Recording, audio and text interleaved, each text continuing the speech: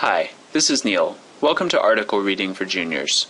Today's article is about a retired chaplain from a prison who is now working to end the death penalty.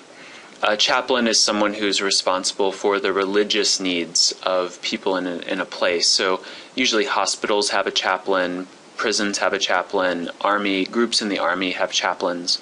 And this chaplain was chaplain at a prison and knew many people who died at the hands of the government through the death penalty, is trying to change things. We'll be talking about questions 1 and 3 today. Number 1, this article would most likely not be found in what? So which of these would you not find this article in? Let's look at the choices. Tourist Guide to Texas. You probably would not find this article in a tourist guide to Texas. Why not? Well, it's not about a particular tourist attraction in the state. It's about a person. It's not about something that most tourists want to go see anyway. Prisons are not really a tourist attraction, usually. So it's probably not going to be in a guide for tourists. It probably would be in a magazine for religious leaders because it is about a religious topic and the person is a kind of leader. It might be in the politics section of the newspaper because it's about someone who's trying to get something done politically by changing the law so that the state can no longer execute people. And a pamphlet by an anti-death penalty nonprofit organization would be a very good home for this article because it's about someone who's fighting against the death penalty. So B, C, and D are definitely not right, and A is right because it's a silly place to find an article like this. Let's move on to number 3.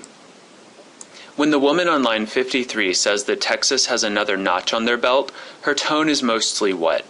So how does this woman feel when she's speaking here? Let's see what it says. We'll read the whole paragraph. The Reverend Fred Vallone of St. Thomas Catholic Church believes change is coming.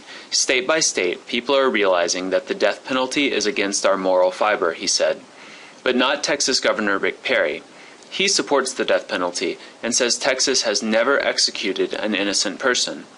Pickett disagrees, saying, I was a witness to a murder in the name of the state. The family has just come out of the death house, and Texas has another notch on their belt, said one woman, talking on her mobile phone. Now, it's kind of hard to tell how this person feels here, but if you look closely at what the person says, it says the family has just come out of the death house, and Texas has another notch on their belt. In context here, it sounds like people are upset about the death penalty, because we have Rick Perry saying it's good, but then Pickett disagrees, and then it says this other quotation about Texas having a notch on their belt. And a notch on their belt is something like when you keep track of something, sometimes people put like a notch on their belt to show I've been to 20 states, so I have 20 notches on my belt.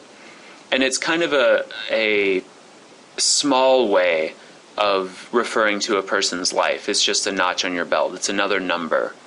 And so you'd say this woman is kind of upset, maybe, or not excited about the fact that Texas is killing people. Let's look for answers that say something kind of negative. It's not excited. It's not cautiously optimistic. It's not optimistic or positive at all. So get rid of that. It's not proud.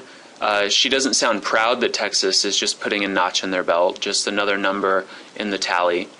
She does sound bitter, though. She sounds sad and angry, maybe even a little, that Texas is just killing people like this. That's all we'll talk about for today, but if you do have another question, please come to the reading comprehension tutorial, which you will get to after you take your test, or come to the forum and we'll explain everything to you that you still don't understand. Please ask us a question and we'll get a detailed answer that makes sure you understand whatever your question is.